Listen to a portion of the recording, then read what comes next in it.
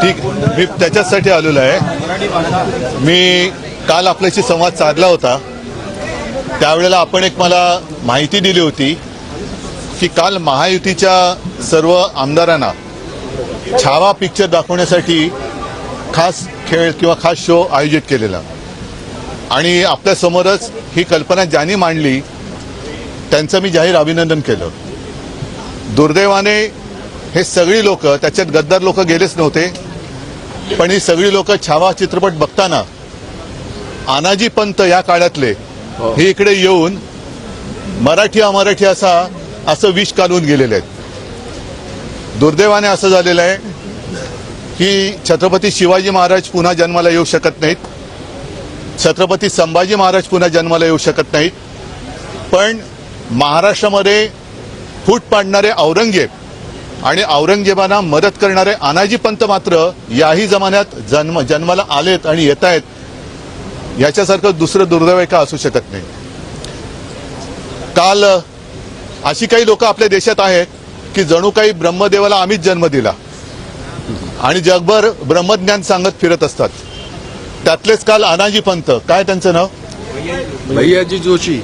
आता त्यांची मातृभाषा कोणती कल्पना नाही मला, पण त्यांनी येऊन मुंबईमध्ये घाटकोपरला मुंबईमध्ये राहणाऱ्याला मराठी आलीच पाहिजे अशी काही गरज नाही असं एक द्वेषाचं, आता त्याला गोमूत्र म्हणायचं की काय कळत नाही मला, पण शिंपडून गेले.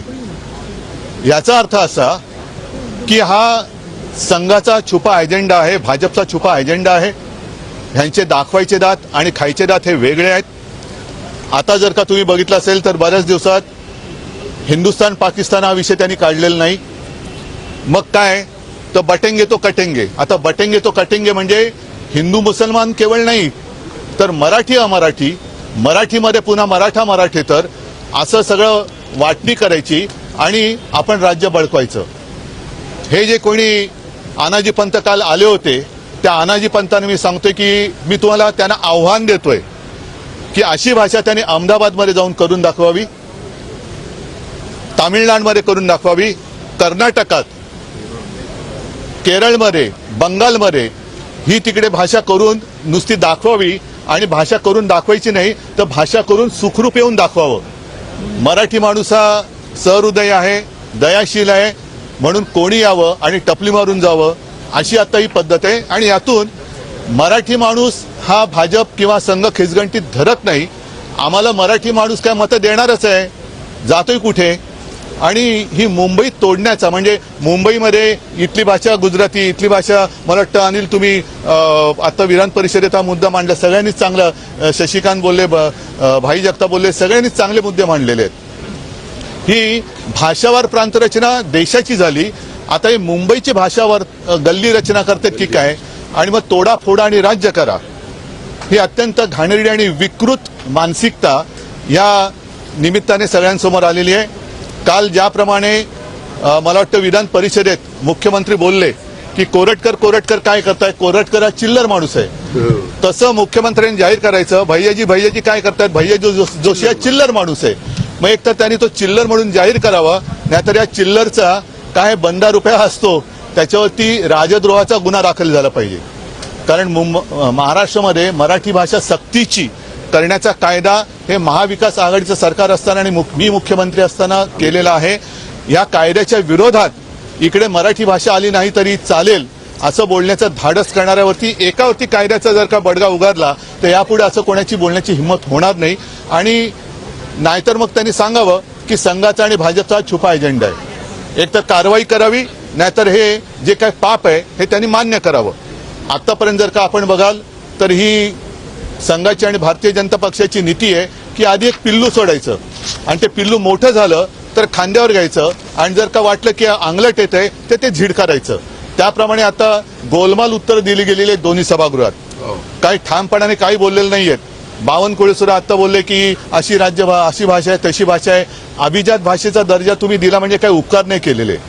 कारण मराठी भाषेचं महत्त्व संघाला कळलं नसेल, भाजपला कळलं नसलं तरी सुद्धा तेव्हा इंग्रजांना कळलं होतं. कारण सरकारचे डोके ठिकाणावर आहे का हा जो लेख लिहिला गेला होता लोकमान्यांनी तो मराठी भाषेत होता. तसंच आम्ही आमच्याच राज्य सरकारला विचारतोय की तुमचं डोकं ठिकाणावर आहे का? कारण आपल्या राज्यात आपल्या राजधानीमध्ये जी राजधानी मुंबई 105च नव्हे तर त्यावेळेला त्या ब्रिटिश कुठल्या परदेशी पत्रकार आल्या होत्या ताया झिंकिन, त्यांनी एक पुस्तक लिहिले रिपोर्टिंग इंडिया.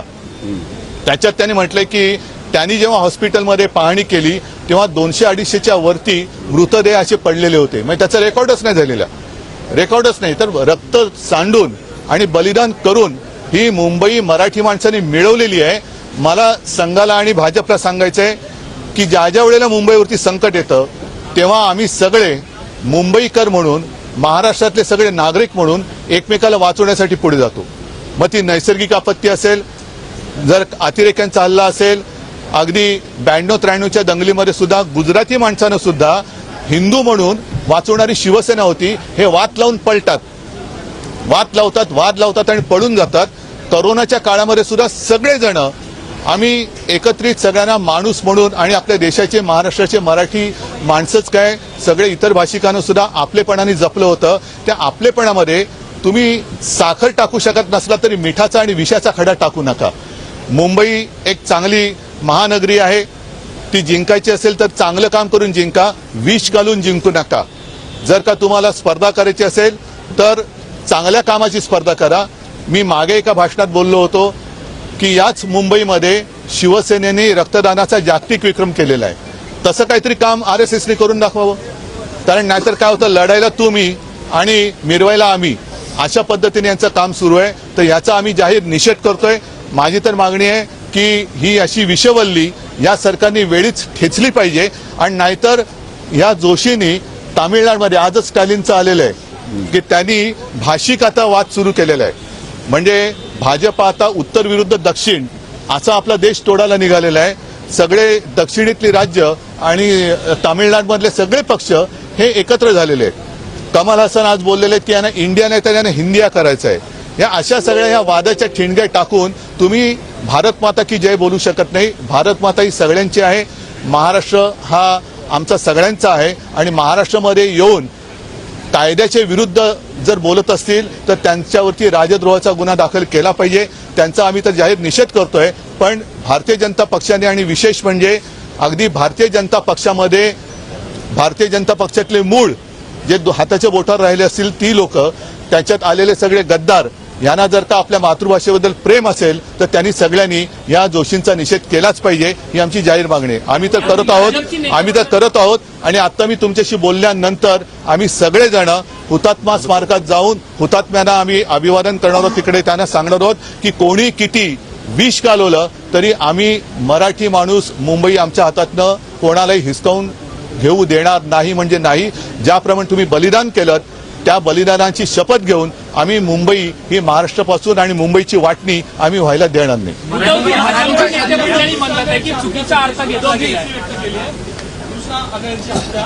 नाही, मला वाटतं आजचा विषय आहे.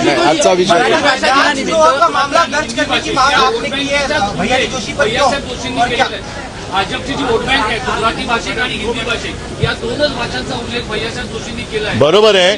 ही यांचं लक्ष बँकेवरतीच आहे. ती मध्ये सुद्धा बँक बुडवली न्यू इंडिया, ती सुद्धा यांचे सगळे आहेत असं म्हणतात. मराठी माणसाला यांच्या लेखी किंमत नाहीये. आणि मला असं वाटतं ही बळकवण्याची एक त्यातली एक मांडणी म्हणून मुंबई अहमदाबाद बुलेट ट्रेन करतात की काय. असो, मला या विषयात मला जे काय बोलायचं ते बोललोय. आम्ही याचा निषेध तर सगळे पक्ष म्हणून आमची जी काय महाविकास आघाडी आहे ती करतोच आहोत. म्हणून मी पुन्हा एकदा देवेंद्रन सांगतो की मी बातमीच घेऊन आलोय. प्रशांत कोरटकर तर चिल्लर, तसं तुम्ही सांगावं भैयाजी जोशी तर चिल्लर आहेत आणि नाही तर त्यांच्यावरती कारवाई करावी. धन्यवाद सगळ्यांना. जय हिंद, जय महाराष्ट्र आणि जय शिवराय.